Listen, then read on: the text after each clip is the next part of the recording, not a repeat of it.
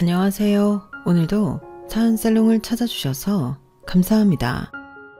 저는 중학교 교사이자 올해 불혹이 된 여성입니다. 불혹이라는 나이에 저는 조금 걱정하고 절망하기도 했어요. 벌써 제 나이가 이렇게 되었다니 조금 울적해지더라고요. 하지만 걱정하고 울적하다고 해서 불혹을 벗어날 순 없잖아요. 시간의 흐름은 제 마음대로 움직일 수 없으니까요.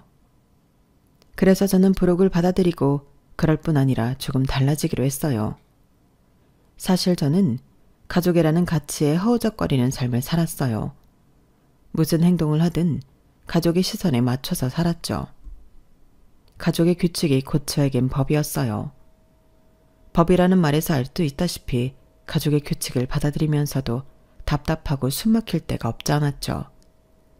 때론 가족이라는 울타리를 부수고 싶을 때도 있었어요. 하지만 법이라고 표현한 것처럼 결국 가족애에 순응할 수밖에 없었죠. 어쨌든 가족애와 가족 규칙의 최종적인 목표는 가족의 행복이었으니까요. 저는 제가 편하자고 가족의 행복을 깰 생각을 차마 하지 못했어요. 그리고 그건 결혼을 하고서도 마찬가지였어요.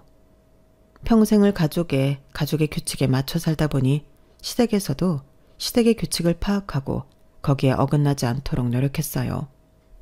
그러는 게 시댁의 행복을 위해서 옳다고 생각했죠. 그래서 대체로 어울리지 않는 옷처럼 느껴지고 이해가 되지 않더라도 참고 인내했어요. 시댁 식구들 중에선 특히 동서에게 그랬어요. 시댁에서의 잡음은 대부분 동서 때문이었거든요. 무슨 사건이 벌어지면 그 사건의 중심엔 늘 동서가 있었죠. 대체로 동서가 시어머니에게 박대를 당한다는 것에서부터 사건은 발생했어요. 시어머니가 동서를 참 미워했거든요. 하지만 그 모습이 너무 지나치고 어떨 땐 이유가 분명하지 않아 무자비할 때가 있었어요. 그래도 저는 교통정리를 할 생각을 안 했어요. 그것이 시댁의 규칙이라고 생각한 거죠. 지금 생각하니 조금 이기적인 마음 같기도 하네요. 그래도 저는 동등하게 시어머니의 편도 동서의 편도 들지 않았어요. 그러자 저와 차별 대우를 받는다고 생각한 동서는 저를 막대하고 험한 말을 했죠. 그래도 저 그 독한 말들을 다 듣고도 동서를 미워하지 않았어요. 일단 가족의 평화를 위해서 그렇게 했어요. 그리고 동서가 어떻게 보면 참 표독스럽지만 저는 치근하게 생각하기도 했거든요. 같은 며느리로서 말이에요. 하지만 불혹이 되었으니 변해보자 생각했다고 했잖아요. 저는 제가 이런 대우를 받을 필요가 없다고 생각했어요. 시댁 문제에서 제가 잘못한 건 하나도 없고 더군다나 제가 시어머니의 사랑을 이용해 동서를 더 못살게 굴지도 않았으니까요. 그래서 달라지기로 했죠. 저는 가족의 평화를 깼어요. 더 이상 참고 있지만은 않았죠. 저는 참지 않고 소리를 냈어요. 그러자 어떻게 되었는 줄 아세요? 시댁에서 동서가 방출되었어요. 게다가 동서는 저에게 처음으로 사정사정하며 빌기까지 했어요. 그런 동서의 모습이 같은 며느리로서 같은 엄마로서 안쓰럽기도 했지만 그건 제가 겪어온 걸 보상받기엔 턱없이 부족했어요. 그리고 저희 시댁 식구들은 동서의 가족 없이 새로운 울타리를 만들었어요. 오늘 그 이야기를 들려드릴게요. 저는 3층짜리 횟집을 대대로 운영하는 두 부부의 일남 일녀 중 첫째 딸로 태어났어요. 저희 부모님은 무척이나 가부장적인 사람들로 딸에게 교육을 시키지 않으려고 했어요. 두 아이를 충분히 교육시킬 만큼 버는데도 불구하고요. 그래서 저는 하원 하교를 부모님 횟집으로 했어요. 초등학교 저학년 때는 쪽방에서 TV를 보며 숙제를 했는데요. 초등학교 고학년 때부터는 본격적으로 서빙 일을 도와드려야 했어요.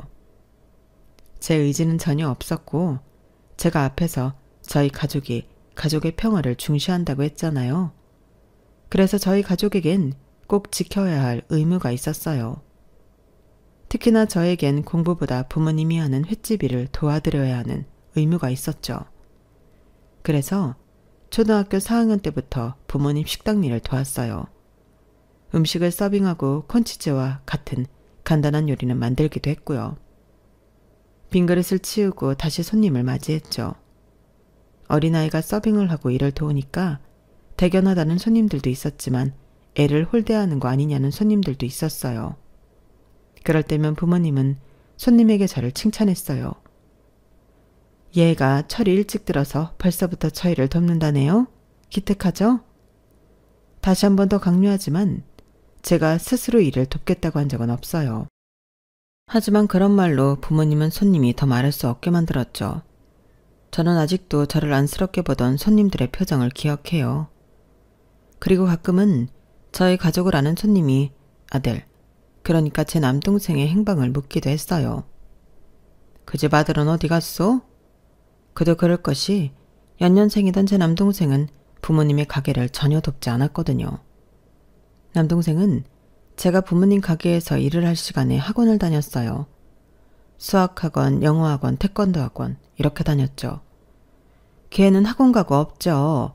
다니고 싶은 학원이 얼마나 많은지 아주 죽겠어요. 나중에 서울대 가려나? 아 그래? 남동생은 공부를 잘하나 봐. 딸이랑 아들이 둘 다 참 기특하네. 부러워. 아주 좋겠어. 저는 그 대화를 들으면 속이 부글부글 끓어올랐어요. 그리고 그때 확실히 부모님이 저에게 공부시킬 생각이 전혀 없다는 것을 알았죠. 하지만 저는 연년생인 남동생보다 공부를 더 잘했어요. 심지어 저는 부모님의 일을 덮고 그 뒤에 공부를 하는데도 공부 시간이 그렇게 차이가 나는데도 제가 더 공부를 잘했어요. 남동생은 공부를 하는 척만 했어요. 숙제도 뒷장에 해설지를 베껴서 제출했고요. 전 그걸 모르지 않았어요. 그리고 부모님조차 그걸 모르지 않았고요. 그런데 부모님은 저를 전혀 인정해주지 않았어요. 제가 일부러 성적표를 식탁에 올려놔도 반장이 되었다고 공모전에 입상했다고 부모님께 말해도 부모님은 전혀 관심이 없었죠. 하지만 그럼에도 저는 매해 반장을 맡고 공모전에 입상하며 부모님의 눈에 띄기 위해 노력했어요. 저는 필사적이었어요. 고등학교를 다니고 싶었으니까요. 아우 사장님 오늘도 손님이 많네. 그런데 일손이 너무 부족한 거 아니야? 딸내미도 힘들겠다. 정신이 하나도 없겠어. 요새 인건비가 너무 비싸서 사람 쓰기가 힘드네요. 그래도 우리 딸이 도와주니까 괜찮아요. 이제 17살 될 거고. 17되면 왜? 여기 횟집이라도 물려주려고? 에이 아들이 있는데 왜 물려줘요? 딸은 시집가면 그만인데. 우리 대를 아들한테 물려줘야죠. 우리 딸은 애가 심성이 참 고와서 우리를 도와주는 거라니까. 그리고 17되면 학교 안 가고 일 도울 거예요. 그럼 이제 본격적으로 하나하나 차근차근 가르쳐야죠. 아, 요즘 세상에 그런 딸 찾기 힘든데. 사장님은 참 복도 많아. 좋겠어. 그런 거였어요. 부모님은 제가 고등학생이 되면 하루 종일 가게에서 일을 시킬 생각이었어요. 그러면서 본격적으로 생선이나 해물을 다루도록 가르칠 작정이었죠. 이해는 됐어요. 인건비는 하루가 모자라도록 오르고 손님은 문지방 달듯이 몰아치고 부모님은 믿는 구석 하나가 가게에 있기를 바랐던 거예요.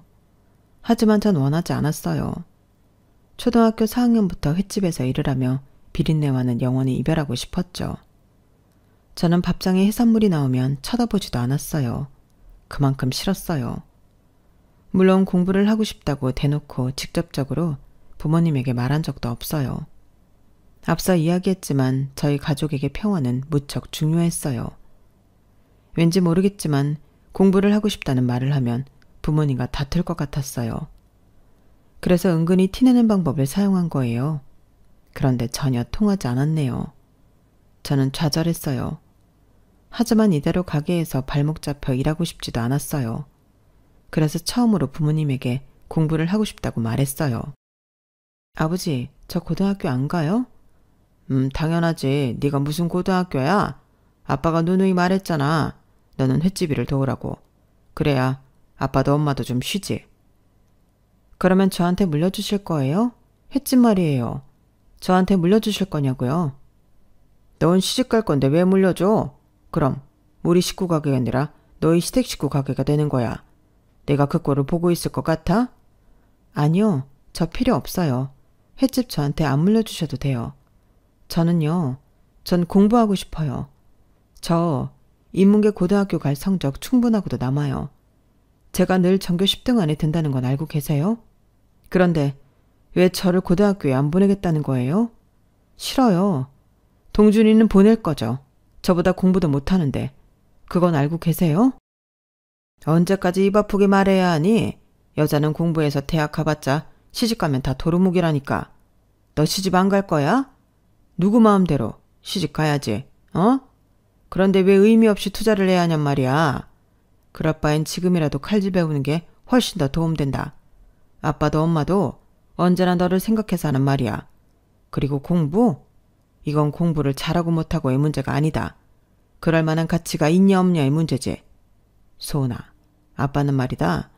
헛으로 돈 쓰는 거 무지하게 싫어한다. 그리고 네가 학교를 꼭 다녀야 할 이유가 뭔데? 학교에서 널 필요로 하는 것도 아니고 학교에서 인정받는 인재인 것도 아니잖아. 그런데 왜 자꾸 학교를 가겠다고 하는 거냐? 들어가서 잠이나 자. 저는 아버지의 그 말을 듣고 방으로 돌아갈 생각을 했어요. 그리고 용기 내어 필사적으로 중학교 3학년 때 전교회장에 출마하죠. 저는 사실 내향적인 성격이에요. 새학기가 되면 친구들에게 먼저 다가가는 성격이 아니었죠. 하지만 매년 반장을 하면서 친구들과 공모전에 나가면서 맷집이 세졌다고 할까요? 그리고 저는 절박했어요. 필사적이었죠. 정말 고등학교에 다니고 싶었어요. 그래서 온 힘을 다해 전교회장에 출마했고 당선되었어요. 그리고 그걸 제가 부모님에게 말씀드리자 부모님은 무척 놀라며 고민하는 듯 했어요. 하지만 부모님은 바로 답을 주진 않았어요. 대신 며칠 뒤 가게에서 제가 전교회장이 되었다는 사실을 자랑하더라고요. 우리 딸이 얼마 전에 전교회장이 되었어. 그래서 뭘 해줘야 하나 싶네. 학교에 뭐라도 돌려야 하는 거 아니야? 햄버거라도 돌려야 하는 거 아니에요? 그런데 어머, 손이 너무 대견하다. 전교회장까지 되고. 내가 뭐라도 사줘야겠네. 그러게, 나도 뭘 사줘야겠네. 너무 축하드려요, 사장님. 그리고 부모님은 친인척들에게도 자랑을 했어요. 그리고 제 바람대로 저는 고등학교를 진학하게 되었는데요. 그 이유는 친인척들이 저에게 많은 기대를 하면서 부모님에게 공부를 시켜야 한다고 말했기 때문이에요. 소은이 전교회장 되었다며? 그게 공부뿐 아니라 인간관계도 탁월해야 되는 건데 너무 대견하다. 이러다가 외고 가는 거 아니야? 아주버님, 우리 소은이 어디 학교 보낼 거예요? 무슨 여자가 고등학교야? 전교회장은 회장이고 학교는 학교지. 이 사람 봐. 당연히 학교 보내야죠. 우리 소은이가 이렇게 대단한 인재인데 당연히 학교 보내야지. 자식 인생은 자식 인생이에요. 내 인생이 아니라고. 그리고 그건 아주버님이 더 잘 알면서. 그래, 오빠도 공부하고 싶었는데 돌아가신 우리 아버지가 횟집 물려받으라고 해서 물려받았으면서? 너는 왜 옛날 얘기를 하고 그래? 그리고 나는 남자고 장남이었잖아. 소은이는 여자고 나랑은 다르지. 그런 시대착오적인 소리는 하지도 마. 오빠는 다른 사람도 아니고 딸한테 그러냐? 당장 보내. 돈이 없으면 내가 고모가 내줄게. 돈은 나도 있어. 그래. 보내면 될 것 아니야. 그렇게 저는 고등학교에 가게 되었고 고등학교에서도 학급 실정을 하고 우수한 성적을 유지했어요. 물론 고등학생 때도 부모님의 횟집을 도와드려야 했지만요. 저는 고등학교를 다니고 있다는 것에 큰 기쁨을 느꼈어요. 하지만 고등학교 3학년이 되어서 또다시 굴레에 빠지죠. 부모님이 졸업을 하면 가게에서 본격적으로 일을 하라고 했어요. 많이 봐줬다는 식으로 말이에요. 야자 확인서 받는데 내가 선생님한테 이야기할 테니까 야자하지 말고 가게로 와. 너는 야자 필요 없어. 네? 왜요? 왜요라니? 왜? 대학이라도 가려고 그랬어? 엄마랑 아빠는 너한테 그런 약속한 적 없는데? 우리가 고등학교도 보내줬으니 이제부터 찍소리 하지 말고 가게 도와라. 배울 게 산더미야. 저는 부모님이랑 오랜 시간을 실랑이 했어요. 부모님도 저도 질 생각이 없었죠. 그래, 네가 학교 선생이라도 되면 대학 그까지 거 다니게 해주마. 사실 저희 아버지가 교사를 선망했고 남동생도 선생님을 만들기 위해 노력 중이었어요. 그래서 저는 원하던 건축학과를 포기하고 사범대에 원서를 넣었어요. 그리고 붙었죠. 부모님은 그 사실을 믿지 않았어요. 부정하셨죠. 그래서 저는 친척들에게 사범대에 붙었다고 소문을 내고 자랑을 했어요. 그리고 제 계획대로 고모며 작은어머니가 저를 대학에 보내라고 난리를 쳤어요. 그렇게 저는 사범대에 들어가 매년 장학금을 받으며 우수한 성적으로 졸업했어요. 그리고 2년 만에 임용고시에 합격해 중학교 수학교사가 되었어요. 남동생은 어떻게 되었냐고요? 현역일 때 수능을 망치고 재수를 했는데 재수를 한 성적으로도 사범대에 갈 수 없어서 대학을 포기하고 부모님 가게 일을 덮기 시작했어요. 부모님은 어차피 남동생이 도와야 할 일이라며 자기를 위로를 했죠. 그리고 중학교 수학교사를 일을 한 지 3년째 되는 해 저는 반가운 사람과 재회를 해요. 그 사람은 제가 졸업반일 때 만났어요. 여름이었고 장마가 시작될 것 같은 꾸물꾸물한 날씨였죠. 대학 동기가 친한 동생을 불러 술을 마시자고 했는데 나가보니 한 사람이 더 있었어요. 게다가 둘 다 까까머리인 게 군인이었어요. 안녕하세요. 지연이 누나한테 이야기 많이 들었어요. 제일 친한 대학 동기라고. 듣던 것처럼 예쁘시네요. 그렇지? 넌 예쁘다는 말이 참 쉽다. 난 그런 남자 별론데. 에이, 예쁘기는 누나가 최고지. 소은아, 얘네 둘 다 우리 대학 후배야. 그러니까 편하게 대해. 내 옆에 앉아있는 애는 내 동아리 후배. 그리고 이 친구는 나도 오늘 처음 봐. 재밌게 놀다면 다 친구지 뭐. 빨리 앉아. 앉아. 술 시킬까? 안주는 뭐 먹을래?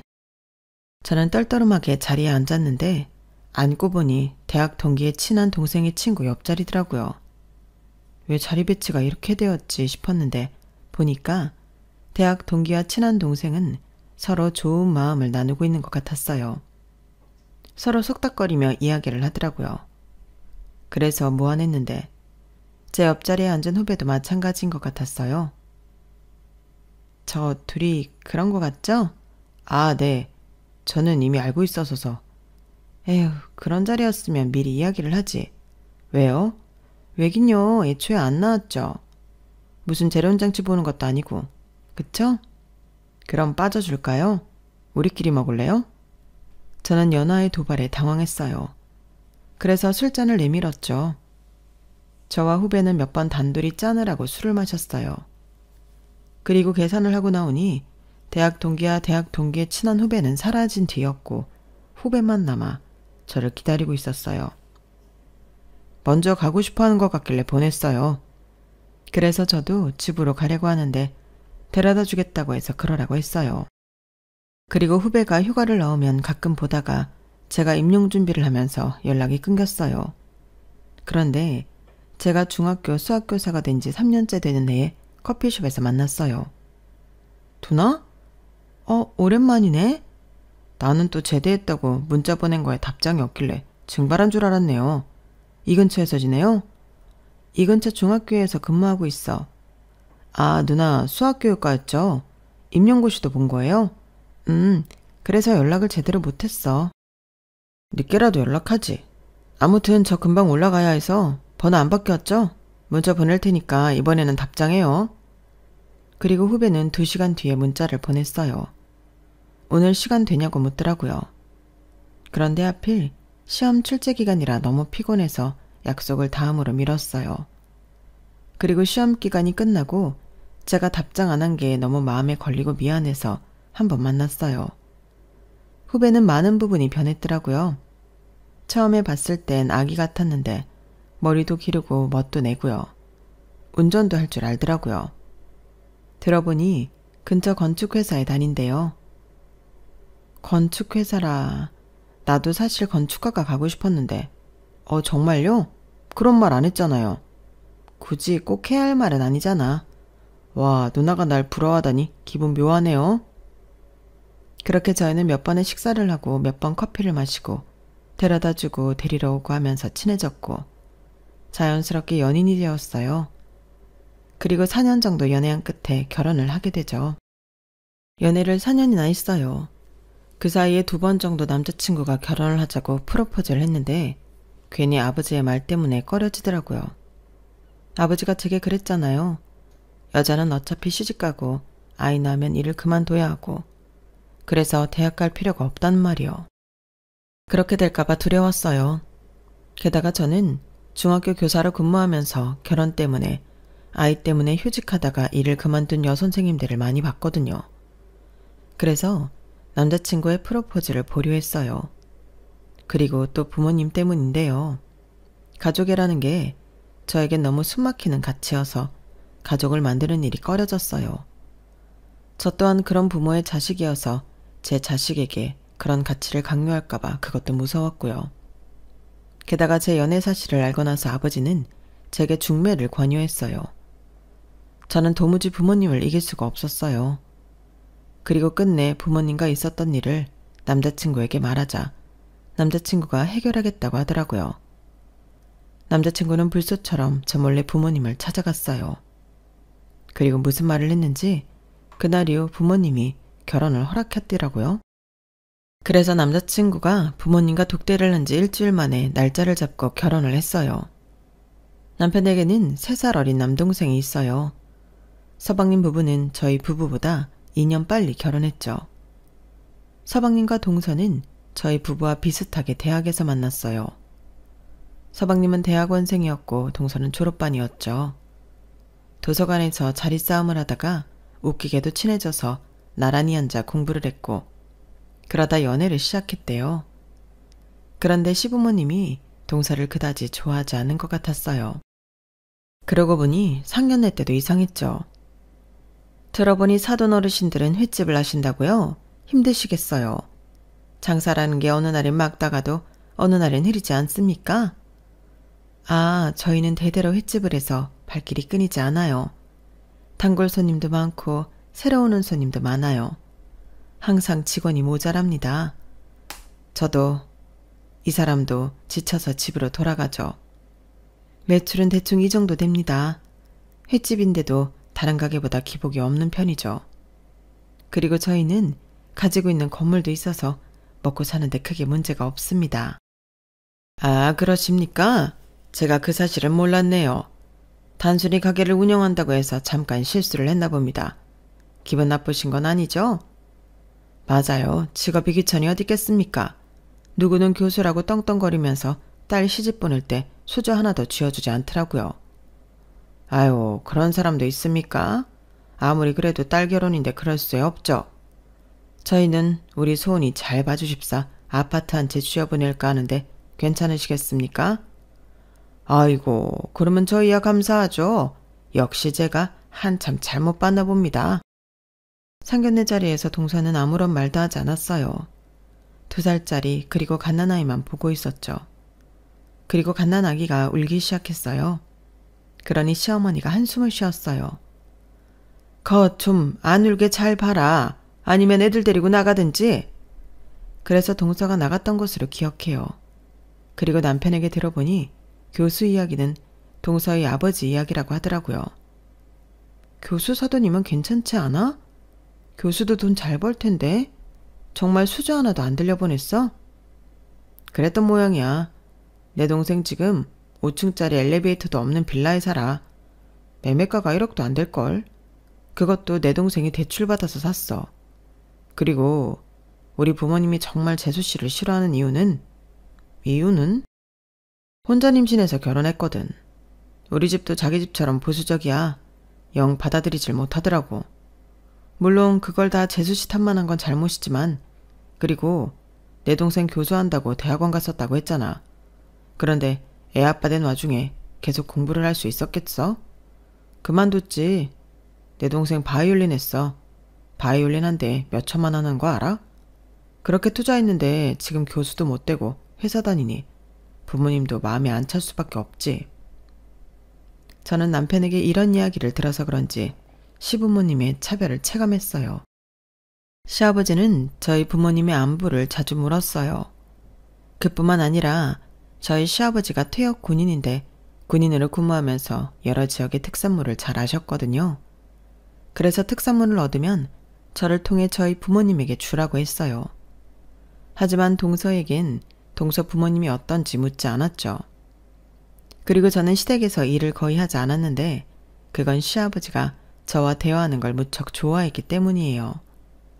하지만 동서에겐 말을 잘 걸지 않았죠. 그리고 저희 부부는 끝내 아이를 낳지 않기로 결정했는데 그 이야기를 듣더니 시아버지는 저를 공감해줬어요. 여자들이 결혼하고 애 낳는다고 일을 그만둘 수밖에 없는데 그건 참 변화가 시급한 사회 문제다. 그렇지? 그래서 난 네 생각을 이해해. 하지만 부부 사이에 아이가 없으면 조금 이상하지 않니? 부부를 성장시키는 게 아이인데. 그러니까 너무 단정 짓지 말고 여유롭게 생각해보렴. 시아버지는 공감해 줄 뿐 아니라 저를 다정하게 회유하기도 했어요. 절대 강요하진 않았죠. 그리고 시어머니도 시아버지가 저랑 대화하는 걸 좋아하니 시아버지와 대화하라며 일을 시키지 않았어요. 그리고 제가 좋아하는 반찬이며 간식이며 사다 두시고 저에게 주시기도 했고 제가 선물한 것들을 대놓고 전시해 두기도 했죠. 그리고 애를 낳지 않겠다고 하니 시아버지와 마찬가지로 저를 공감했고 회유하면서 아이를 봐주겠다고 했어요. 하지만 시어머니도 동서에겐 그러지 않았어요. 저도 처음엔 이런 대우가 뜻밖이고 난감했어요. 하지만 이게 시댁의 규칙이고 평화라면 전 건들 수 없었죠. 그리고 시부모님의 마음도 차별을 받는 동서의 마음도 이해가 되었어요. 그래서 저는 동서에게 잘해주기로 했어요. 동서에게 다가갔죠. 그런데 동서가 저를 미워하고 있더라고요. 저에겐 어떤 말도 걸지 않고 제가 말을 걸면 차갑게 대답하고 가끔은 저를 무시하기도 했어요. 하지만 그럼에도 저는 동서에게 다가갔어요. 시아버지와의 대화를 빨리 끝내고 부엌으로 가서 동서의 일을 도와주려고 했죠. 그런데 그럴 때마다 시어머니가 와서 저를 자꾸 거실로 밀었어요. 어머니, 동서 혼자 힘드니까 저도 같이 도울게요. 얘는 혼자 살 수 있어. 가져온 것도 없으면 이런 거라도 해야지. 너는 저기 거실로 가서 네 아버님이랑 이야기나 해. 커피 필요하니? 더 줄까? 예, 네 형님 커피나 좀 타라. 시어머니의 말에 동서가 커피를 타려고 식탁으로 갔어요. 그리고 시어머니가 부엌을 잠깐 비우셨고 제가 동서에게 가서 제가 하겠다고 했어요. 내가 할게요. 커피 정도는 내가 탈 수 있어요. 다른 건 못하고요? 네? 할 줄 몰라서 부엌에 안 들어오는 거예요. 아니면 사람이 영악해서 그러는 거예요? 내가 손아랫 사람이라고 안주하는 것 같은데 내가 형님이어도 이랬을 거예요? 내가 천대받으니까? 천대받다뇨. 무슨 그런 말을 해요. 다 알면서 아닌 척하는 그 꼴이 더 기분 나쁘거든요. 커피 탔으니까 가져가요. 그리고 나 도와준다는 셈 치면서 부엌 들어오지 말고요. 도와준다고 하는 게 저한테 전혀 도움 안 되거든요. 대체 그깟 식당이 뭐라고 아파트가 뭐라고 간이고 쓸개고 내주는 건지. 아주버님한테 들었겠지만 저희 아버지는 대학 교수예요. 비린내 나는 그쪽 친정이랑 비교도 안 된다고요. 그러니까 고작 반찬 몇 개 받았다고 인정받았다고 생각하지 마세요. 언제 내 꼴 날지 몰라요. 그쪽 친정 망하는 순간 내 꼴 나는 거라고요. 그 정도는 파악하고 있죠? 대체 무슨 말을 하는 거예요? 또 모르는 척. 그러는 게 더 얄미운 거 알아요? 빨리 나가요. 더러운 꼴 보기 싫으니까. 그리고 미리 말해두는데 내 가방이랑 구두 그리고 애들 옷들 전부 명품이에요. 나 우리 식구들 절대 형님네에 뒤지지 않는다고요. 그러니까 우리 식구들 나 무시할 생각 말아요. 그 이후로 동서는 저와 단둘이 남을 때면 비슷한 소리를 했어요. 그리고 시부모님의 차별은 더 심해졌는데요. 왜냐하면 저희 부부가 작년에 아이를 낳았거든요. 시부모님이 굉장히 좋아하셨어요. 시어머니는 정말 아이를 봐주시기도 했고요. 그래서 제가 의도한 건 아니지만 시댁에서 가족들끼리 모이는 자리에 부엌 일은 동서가 다 도맡아야 했어요. 저는 그게 은근히 미안해서 동서 눈치를 보곤 했는데 제가 아이의 분유를 타러 부엌에 들어갔을 때였어요. 저기요, 애 혼자 못 봐요? 아니면 애를 어머님한테 맡겼으면 부엌으로 들어오든지 해야 하는 거 아니에요? 내가 이 집 사람들 식모처럼 있다고 그쪽 식모이기까지 한 건 아니에요. 대체 뭘 믿고 그렇게 멍청하게 가만히 있는 거예요? 애도 혼자 못 보는데 애는 뭐하러 나왔어요? 혹시 날 더 괴롭히려고 나온 건 아니죠? 동서는 무슨 말을 그렇게 해요? 아니, 낳지 않겠다고 딩크족 하겠다고 선언한 게 엊그제 같은데 이렇게 금방 나으니까 이상하잖아요. 게다가 시어머니가 봐준다고 홀라당 애나 맡기고. 대체 그렇게 할 거면 아이는 뭐하러 낳았어요? 애는 엄마가 키우는 거예요. 이왕 이렇게 된 거 일도 그만둬요. 내가 키워봐서 아는데 일하면서 애 절대 못 키워요. 저는 기가 막혀서 얼른 분유를 타서 거실로 갔어요. 그리고 한 달 정도 시댁에 가지 않았는데요. 동서에게 문자가 온 거예요. 형님, 저희 아파트로 이사했어요. 집들이 하려는데 오세요.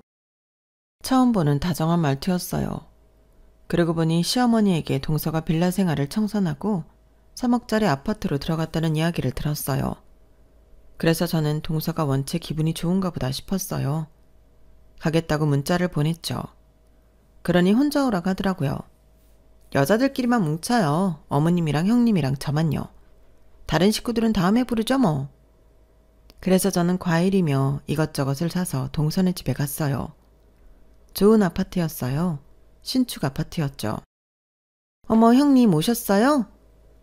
인터폰에서 난생 처음 들어보는 동서의 다정한 목소리가 흘러나왔죠. 저는 당황했지만 기쁜 마음을 함께 나누고 싶었고 그간 그늘진 동서의 얼굴에 그늘이 걷어진 것 같아 기쁘기도 했어요. 그런데 동서의 집에 들어가니 동서가 제게 고무장갑을 툭 던지는 거예요. 이게 뭐야? 이게 뭐긴요. 고무장갑이잖아요. 아, 회사 집들이 하는데 일손이 부족해서. 남편 회사요. 사람이 워낙 많거든요. 그래서? 그래서라뇨. 제가 형님 수저놓은 게 몇 번인데 이것도 못 해줘요? 게다가 친정 식당 하잖아. 일 잘할 것 같아서. 저는 말문이 막혔어요. 동서는 제게 고무장갑을 끼워주더니 엉망이 된 싱크대 앞으로 밀어 넣었어요.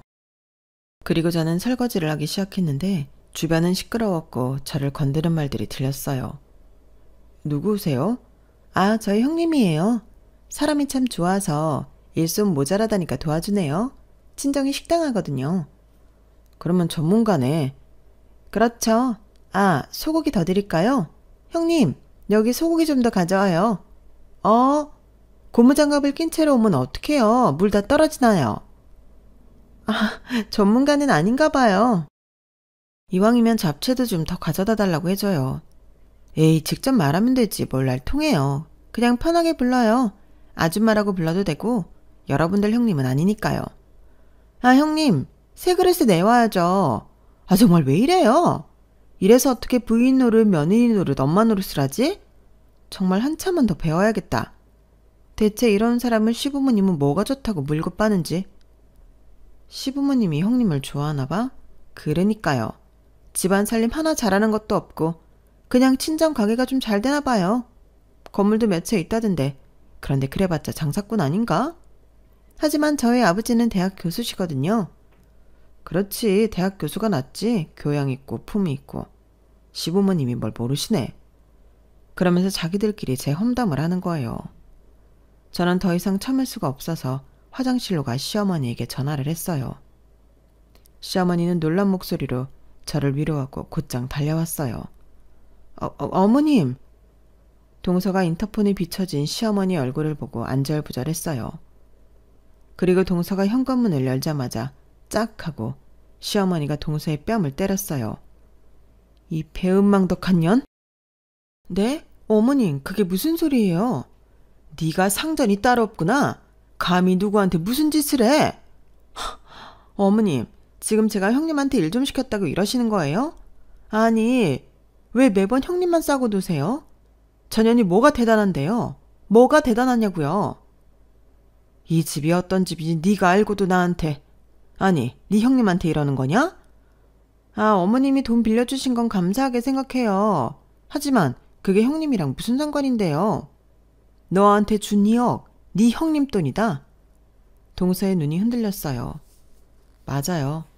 동서가 3억짜리 집을 얻기 위해 1억만 대출을 할 수 있었던 것은 제가 시어머니를 통해 2억을 빌려주었기 때문이에요. 사실 서방님이 아파트로 이사를 가고 싶어하는 것을 안 시어머니가 제게 부탁을 했거든요. 소은아, 내가 염치가 없지만 부탁 하나만 할 수 있을까? 그나마 처지가 넉넉한 게 너희 부부잖니.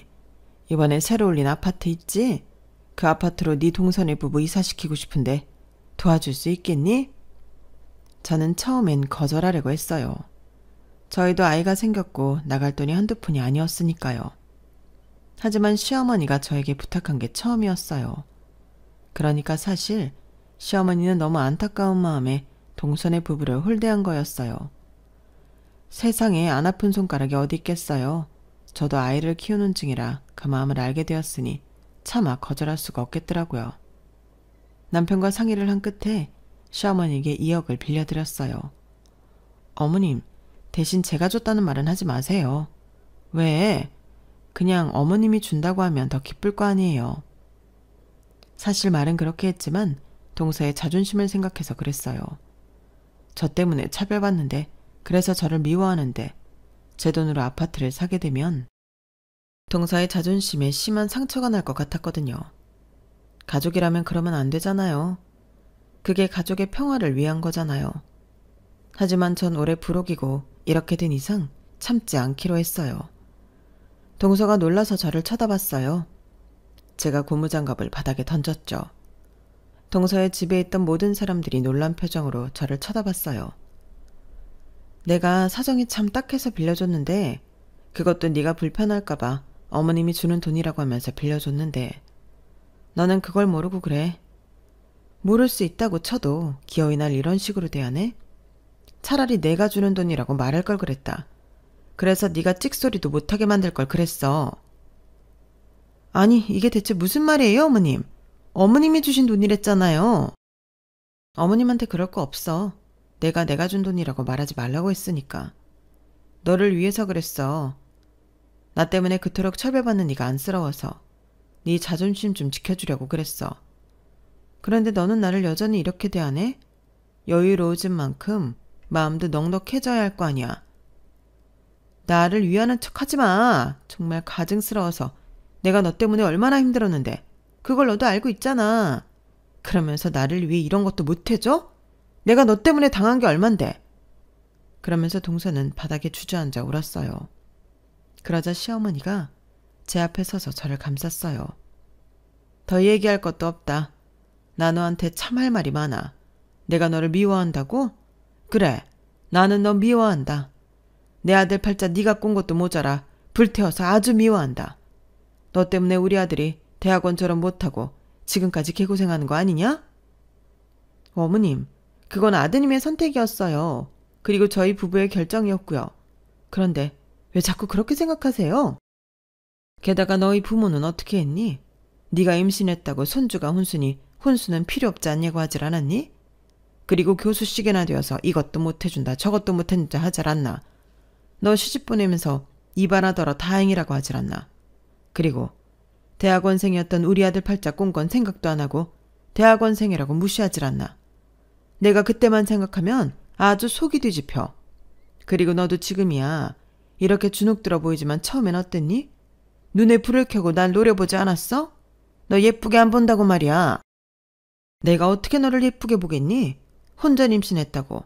친정에서 버림받은 애라고. 그것만으로 널 미워한 게 아니야.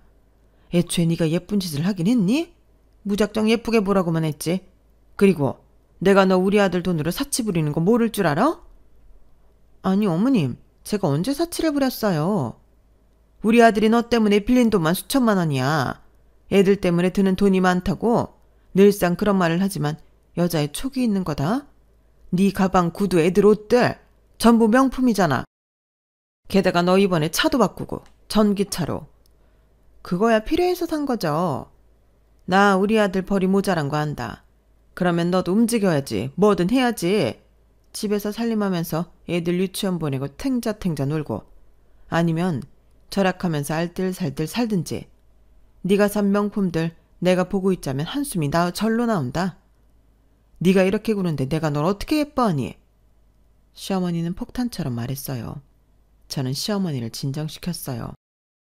매일 우리 집 들어올 때마다 썩은 표정을 하고서 그래, 네가 원하는 대로 앞으로 우리 보지 말자. 내 장례식에도 오지 마라. 저는 흥분한 시어머니를 현관 밖으로 모시고 동서를 쳐다봤어요. 동서는 계속 바닥에 머리를 대고 울고 있더군요. 동서도 이제 그만하고 나중에 어머님한테 사과드려.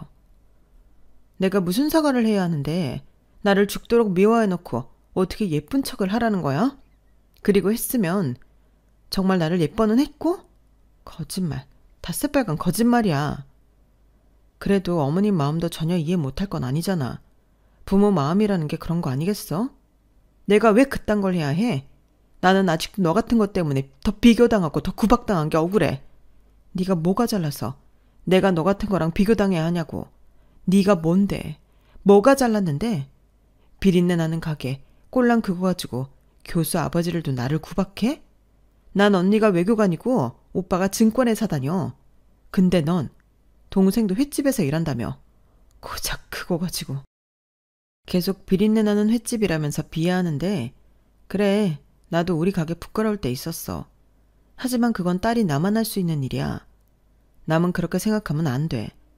내가 너의 아버지 직업 비하하면 좋아? 직업에 귀천은 없어. 그리고 넌 그 직업조차 갖고 있질 않고. 뭐? 나도 마음만 먹으면 일할 수 있어. 지금은 애들을 봐야 하니까. 애들한테 엄마가 중요하니까. 엄마라는 방패로 지 몸을 가린 거겠지. 그 악독한 몽뚱아리 튀어나온 줄도 모르고. 악독해? 너 말 다 했어? 결혼 생활하는 동안 너를 지켜보면서 나는 네가 왜 억울한지 이젠 모르겠다. 어머님 말대로 지 팔자 지가 꼰 게 맞는 것 같아. 네가 혼자 임신해서? 네가 네 부모한테 팽당해서? 아니, 그것도 있겠지만 애초에 지금의 너를 만든 건 너야. 그저 억울하기만 했지 네가 한 게 뭐가 있는데. 부모가 아닌 이상 가만히 있는다고 사랑해줄 사람 없어. 넌 아무것도 노력하지 않았어. 그리고 나에게 분을 풀었지. 현명하지 못했어. 넌 나를 아군으로 만들어야 했어. 그럼 네 꼴이 이렇게 되진 않았을 거야. 앞으로 우리 가족 눈에 띄지 마. 그리고 이 집 팔아서 내 2억 다음 주까지 송금하고 봐주지 않을 거야. 그렇게 저는 동서의 집에서 나왔어요. 그리고 다음 날 서방님과 동서가 와서 고개를 조아리고 두 손을 싹싹 빌며 사과했죠. 집이라도 어떻게 해달라면서요. 딱했지만 거절했어요. 당장 2억 내놓으라고 말이죠. 그리고 보름 뒤 서방님은 제 통장으로 2억을 송금했어요. 남편에게 들어보니 동선의 가족은 다시 전에 살던 빌라로 들어갔다고 해요. 차도 팔았다고요. 그리고 시어머니는 무척 화가 나서 서방님조차 볼 생각이 없다고 했어요. 그래서 이번 명절에도 서방님네 가족 없이 지냈어요. 저는 가족의 평화를 깬 것 같아 마음이 좋지 않았어요. 하지만 그런 저에게 시어머니는 제가 잘못한 게 하나도 없다면서 동서는 변하지 않을 거라고 말했어요. 남편도 마찬가지로 그렇게 말했고요. 그래서 저는 훌훌 털어버리려고요. 여기까지가 제 사연입니다. 부록이 되어 가족의 울타리를 깨고 새로운 울타리를 만든 저의 이야기 어떻게 들으셨나요? 저처럼 끈끈한 가족의 일을 위해 많은 것들을 포기하고 있는 분들 그러지 마세요. 무엇보다 자신을 지키세요. 자신보다 중요한 건 없어요. 저도 이제부터는 제 자신을 지키면서 살려고요. 다른 사람들뿐 아니라 부모님에게도 휘둘리지 않으려고 해요. 제 사연은 여기까지입니다. 들어주셔서 감사합니다. 행복한 하루 되세요. 여러분, 사연 댓글에 응원과 현명한 조언 부탁드려요. 좋아요와 구독은 저에게 큰 힘이 됩니다. 오늘도 좋은 일 가득하세요.